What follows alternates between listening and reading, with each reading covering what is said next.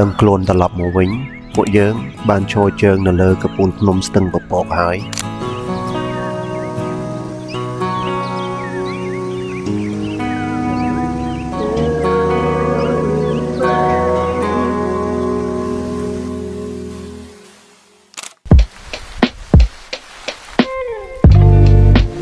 ឃើញបងប្រហែលនេះគាត់នៅក្បែរនេះដែរតែយើងមកក្រោយគាត់ហ៊ាន invite គាត់អញ្ចឹងអ្នកជួបយើងព្រឹកវិញមែនទេមែនថាមែនឡានឡើងមកផ្សេងអញ្ចឹងបាទអូឃើញអាឡាន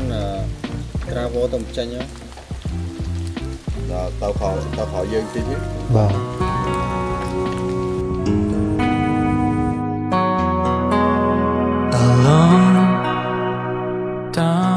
ហើយនេះក៏ប្រហែលជាពេលព្រឹកមួយដែលផ្ទុយពីពេលព្រឹកកន្លងមករបស់ពួកយើងភ្ញាក់ឡើងមកនៅចំទីកន្លែងដែលយើងបានសម័យកាលពីម្សិលមិញប៉ុន្តែនៅមានអ្វីមួយដែលវាផ្ទុយស្រឡះពីការសម័យរបស់ពួកយើង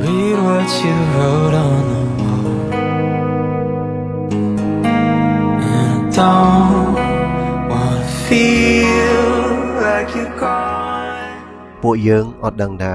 គួរតែសប្បាយចិត្តឬក៏ខកចិត្តទេដោយសារតែទស្សនវិជ្ជានៅក្នុងមុខផ្នែកនេះវាអស្ចារ្យជាងអ្វីដែលយើងបានរំពឹងទុកទៅទៀតពីព្រោះថាតួអង្គនៅក្នុង plan ដែលនាំមកយើងមកដល់កំពូលភ្នំនេះគឺជាស្ទឹងពពកដ៏ធំល្វឹងល្វើយដែលអាចអនុញ្ញាតឲ្យយើងបង្ហាញពីអារម្មណ៍និង replace នៅវិបត្តិផ្លូវចិត្តទាំងអំបើមានរបស់យើងឲ្យរសាត់ទៅតាមដុំពពកទាំងអស់នោះប៉ុន្តែអ្នកដែលមកពំនាំពាក្យពេចន៍និងអារម្មណ៍ដ៏តានតឹងទាំងអស់នេះគឺត្រូវបានបដូរមកជាវងអាប់ដែលអណ្ដែតរសាត់បែកខ្ញែកពីពេញផ្ទៃមេឃ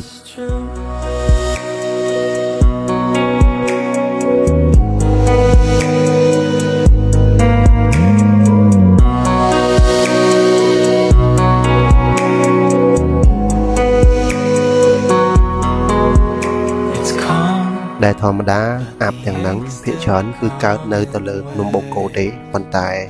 នៅលើភ្នំស្ទឹងពពកនេះក៏មានមិនចាញ់នៅលើភ្នំបូកគោដែរពួកយើងមានពេលមិនច្រើនទេដែលអាចសោយសុខនិងដកដង្ហើមផ្ទាល់ជាមួយនឹងផ្សែងអាប់ដ៏ក្រាស់ឃ្មឹកទាំងអស់នេះពីព្រោះនៅពេលដែលព្រះអាទិត្យរះកាន់តែខ្ពស់ពន្លឺព្រះអាទិត្យនឹងដុតរំលាយផ្សែងអាប់ទាំងអស់នេះឲ្យរលាយបាត់ទៅវិញពីផ្ទៃមេឃដែលពោពេញទៅដោយផ្សែងអាប់ងងឹតសូនសុងប្រែក្លាយទៅជាផ្ទៃលំហដ៏ធំល្វឹងល្វើយទាំងអស់នេះក៏ប្រហែលជាអំណោយដែលធម្មជាតិបានរៀបចំទុកឲ្យពួកយើង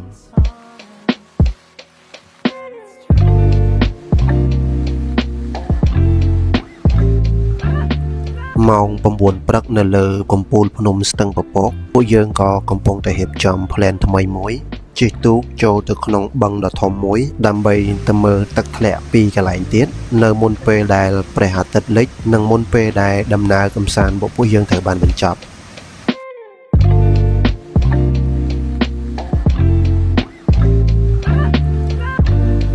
ផ្លូវដែលត្រូវធ្វើដំណើរទៅកាន់ទឹកធ្លាក់ពីកន្លែងនេះពួកយើងត្រូវធ្វើដំណើរតាមរយៈម៉ូតូចេញពីកំពូលភ្នំស្ទឹងពពកនេះ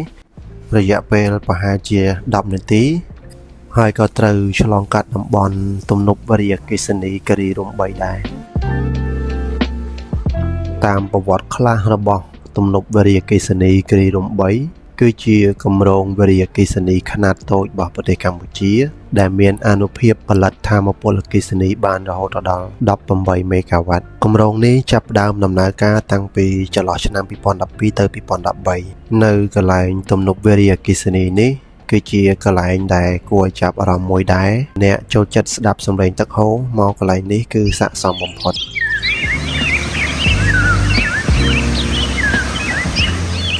បន្ទាប់ពីពួកយើងអង្គុយលេងនៅលើទំនប់វារីអគ្គិសនីមួយសវកមក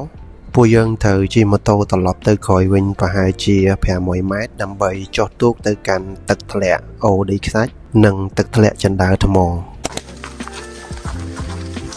យកវាយទឹកជើងយើងផ្លូវណាមកយើងផ្លូវណាតាអូក៏ទីមុខលេងបងបកហើយណាបងអត់បបដល់លេងផ្លែតគេមកយកមកទៅផ្លែតហ្មងទៅផ្លែតបាទយើងមើលងាយដែរមែន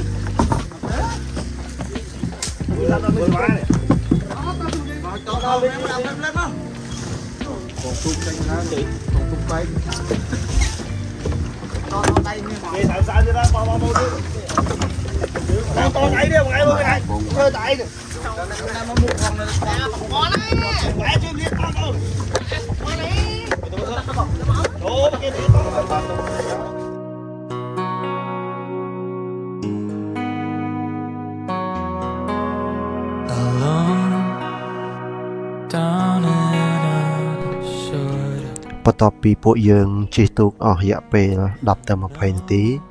ពួកយើងក៏បានមកដល់គោលដៅទី1របស់ពួកយើងគឺទឹកធ្លាក់អូដីខ្សាច់ទឹកធ្លាក់អូដីខ្សាច់គឺជាតំបន់ទេសចរណ៍ថ្មីមួយដែលមានប្រជាប្រិយភាពគួរសមដែរនៅរយៈពេលប្រហែលឆ្នាំចុងក្រោយនេះ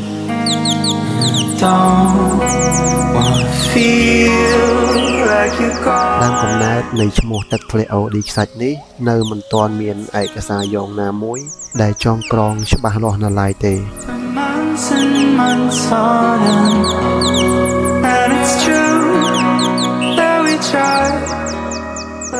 ឈ្មោះថាអូដីខ្សាច់ត្រូវបានអ្នកស្រុកនៅក្នុងតំបន់ហៅតៗគ្នាដែលផ្អែកលើលក្ខណៈភូមិសាស្ត្រជាក់ស្ដែងដូចជានៅបាតអូយើងឃើញមានស្រទាប់ដីខ្សាច់ខុសប្លែកពីទឹកធ្លាក់ដទៃទៀតលំហូរទឹកហូរឆ្លងកាត់ផ្ទាំងថ្មពំនាំប្រប់ខ្សាច់ធម្មជាតិបង្កើតបានជាទឹកដ៏ថ្លាឈ្វេងនិងត្រជាក់ល្ហឹម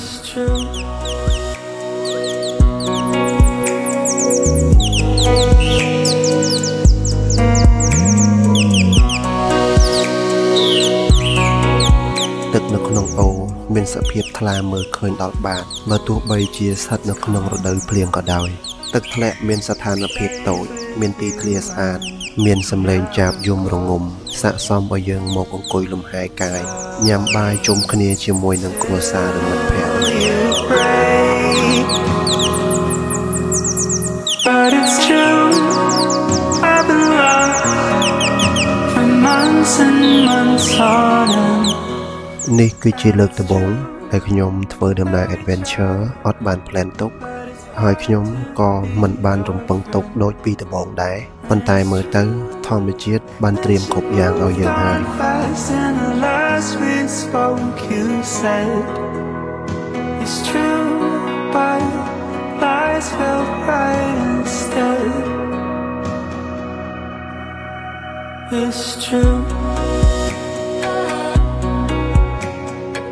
គោលដៅចុងក្រោយរបស់ពួកយើងនៅក្នុងថ្ងៃនេះគឺទឹកធ្លាក់ចិនដាវថ្មគឺជាទឹកធ្លាក់មួយទៀតដែលស្ថិតនៅក្បែរនឹងទឹកធ្លាក់អូដីខ្សាច់បន្ទាប់ពីពួកយើងលេងទឹកនិងញ៉ាំបាយរួចមួយសបោះពួកយើងក៏ត្រូវធ្វើដំណើរបន្តទៀត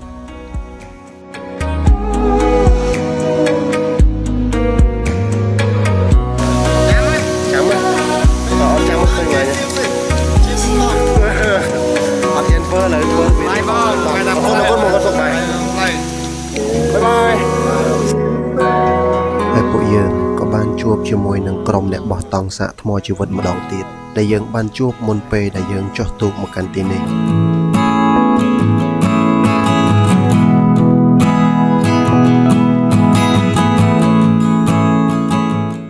ចេញពីទឹកធ្លាក់អូដីខ្សាច់មួយសបកយើងក៏បានឮសំឡេងទឹកធ្លាក់នៅខាងមុខហើយអ្វីដែលពួកយើងបានឃើញវាគឺជាទឹកធ្លាក់ចិនដាវថ្មទឹកធ្លាក់ទាំងពីរនេះប្រៀបដូចជាទឹកធ្លាក់ដែលនៅឆ្ងាយពីភ្នែករបស់អ្នកភូមិដូច្នេះហើយទើបមានតែពួកយើង3នាក់ហើយវាក៏ជាពេលវេលាដែលពួកយើងអាចសោយសុខពេញទំហឹង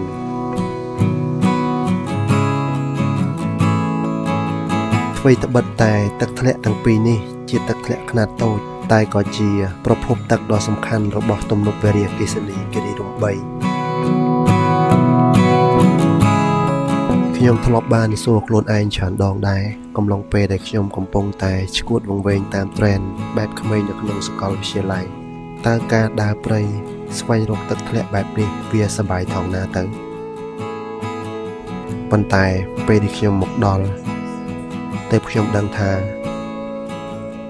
អ្វីដែលយើងចង់បានវាមិនមែនគ្រាន់តែជាការសប្បាយទៀតទេតែអ្វីដែលសំខាន់ជាងនេះគឺខ្ញុំគិតថាវាគឺជាការចងចាំស្នាមញញឹមរបស់អ្នករួមដំណើរជាមួយយើង និងស្នាមដានជើងដែលយើងបានបន្សល់នៅទីតាំងទាំងអស់នោះ